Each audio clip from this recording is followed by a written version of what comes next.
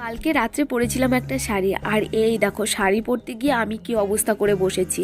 এই সব ব্লাউজ বের করে নিয়েছিলাম শাড়ি পরতে, মানে একটা শাড়ি পরতে সব ব্লাউজ বের করে নিয়েছি। তো এগুলো এখন আমাকে গোছাতে হচ্ছে, যেটা আমার ভীষণ বিরক্তিকর মনে হচ্ছে।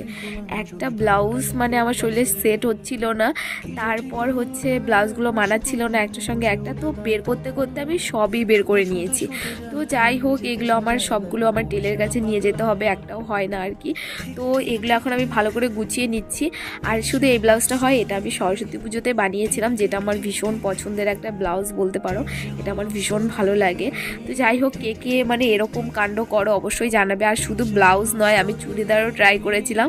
তো চুড়িদারও পরেছিলাম, চুড়িদার পরে ভালো লাগেনি, তারপর আমি শাড়ি পরেছিলাম আর কি।